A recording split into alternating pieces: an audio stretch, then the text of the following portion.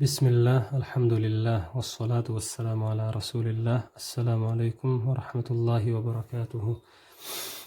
Біз сабақтарымызды ары қарай жалғастырамыз. Өткен сабақтарда тәжвид қағидаларына кірдік. Алдымен біз мәт ережесін айттық. Және мәттің түрлері болған табиғи және сол табиғи мәт, екіге созылатын табиғи мәт кейбір кезде екі себептердің келуімен төртке немесе алтыға созылады дедік. Енді сол себептер біреуі сукун болса, екіншісі хамза. Хамзаға қатысты біз ережені алдық. Егерде мәт әрпінен кейін хамза келіп, және екеуі бір сөзде болатын болса, онда ол мәт мұттасыл, ал бөлек сөзде болатын болса, мәт мұнфасыл деп алған болатын біз.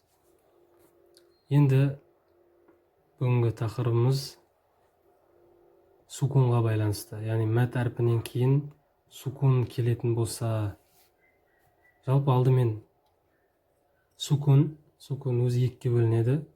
Лазим және ард деп. Екіге бөлінеді. Лазим сукун дегеніміз, ол былай айтқанда негізінде асылында бар сукун.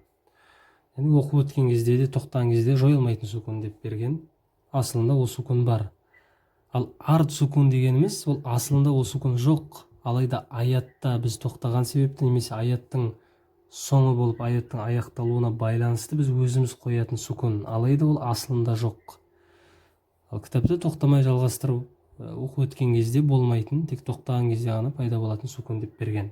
Ендеше сукун лазым және сукун ард деп бөлінеді екен. Ард. Лазым өзінің табиғатында, болмысында бар. Ард сукун өзінің асылында, негізінде жоқ сукунды айтамыз. Алайда тоқтаған кезде ғана пайда болатын сукун. Енді жеке-жеке жайлап тоқталамыз. Алдымен мәт лазымнан алайық. Мәт лазым. Лазым деп аталуының себебі, аты айтып тұрғандай, егер ережесі бір сөзде мәт әрпінен кейін лазым сукун келсе, қысқаша айтқанда, мәт әрпінен кейін лазым сукун келетін болса, мәт лазым болады. Лазым сукун деп жоғарыда айтылғандай асылында бар сукун. Онда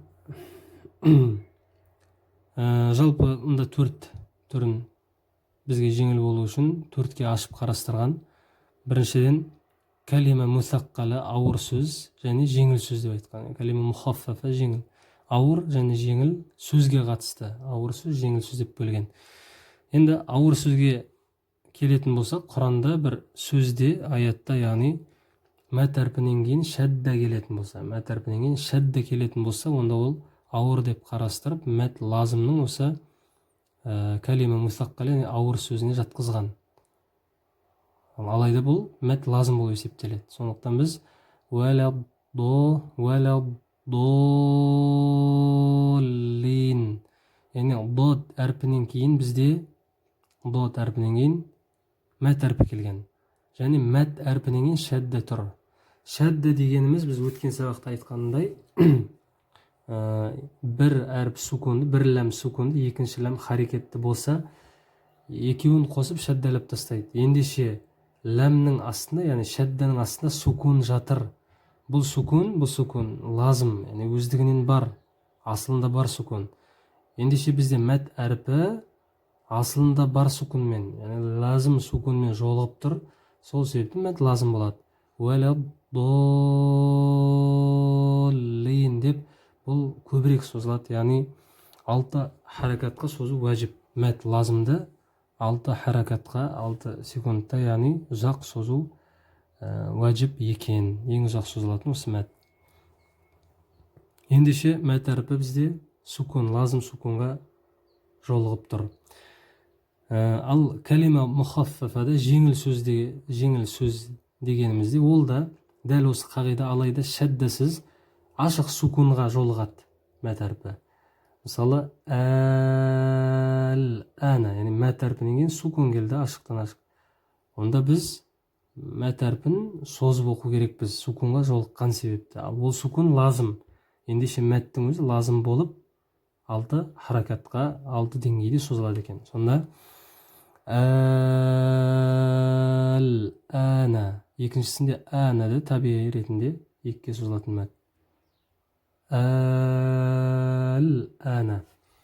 Енді бұл мәд бізде лазым. Екеуі де қандай ауыр сөз деп алсақ та, жеңіл сөз деп алсақ та, мәд лазым, яғни мәд әрпінен кейін сукун лазымға жолуы керек. Ал көбінесе ауыр сөздер мәд әрпінен кейін шаддаға жолығады. Шадданың астарында ол сукун жатыр. Ал жеңіл сөзде ашықтан ашық сукунға жолығады екен. Бұның барлығы 6 харакатқа созылу важип. Бұл бізде сөзге қатысты, яғни ауыр сөз, жеңіл сөз болды. Және бізде харф мусаққала ауыр әріп және жеңіл әріп деп екіге бөлінеді. Ауыр әріп және жеңіл әріп болып.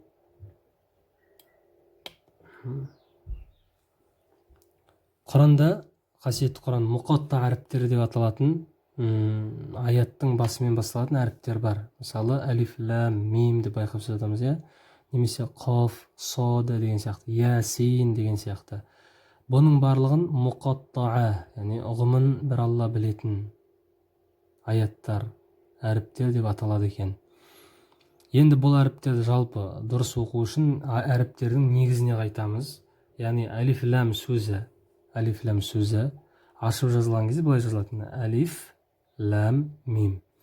Алайда бізге Құран кәрімнің жеңілдігі ол ирелек сызықпен сызады. Өткен сабақтарда айттық, егерде қандай да бір мәттен кейін, мысалы мына мәтте де, мәт лазымда да ирелек сызықпен келтірген, ол ендеше не 4-ке, не 6-ға созылатын мәт деп қарастырамыз. Мұттасыны мұнфасылда да солай келді. Ал бұл жерде лам мен мимнің үстінде қойып қойған ирелек, яғни соз деген белгіні. Ендеше оны ашып жазған кезде әлиф, лам, мим. Лам әлифтің әлифі, мәт әрпі өзінен кейінгі шаддаға жолыққан, шаддаға. Және яй әрпі өзінен сукунға жолыққан. Екеуі де лазым, яғни асылында бар сукунға жолығып тұр.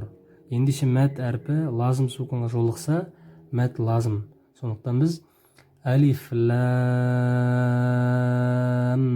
мим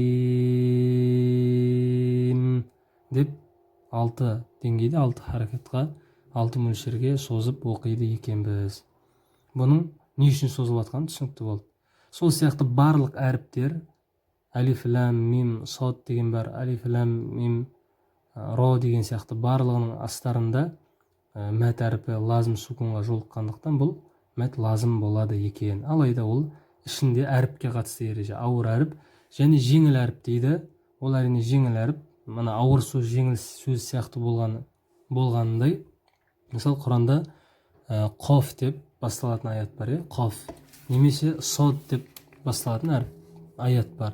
Мысалы, сод деп қояды, бір аят бітті. Бұны біз оққанда асылына қараймыз әріптің. Әріптің асылы соды, мұнда сукун қойылады, соды. Сондықтан соды деп 6 деңгейде созып оқимыз. Сол сияқты қоф деп басталатын сөреде. Қоф деп созып 6 деңгей оқиды екенбіз. Оның себебі әріпті ашып жазған кезде мәт әрпінен кейін, яғни қофтан кейін әлиф бар, мәт әрпі сукунды фаға, мәт әрпінен кейін лазым сукун келіп тұр. Сол себепті бұл 6-ға созылуына себеп болып тұр екен. Ендеше мәт лазым, жалпы мәт лазым бүгінгі өткен тақырыбымыз, ол қандай да бір мәт әрпінен кейін лазым сукун жолығатын болса, онда оны 6 харакатқа созып оқу уәжіп болады екен. Ал сукун бізде екіге бөлінеді.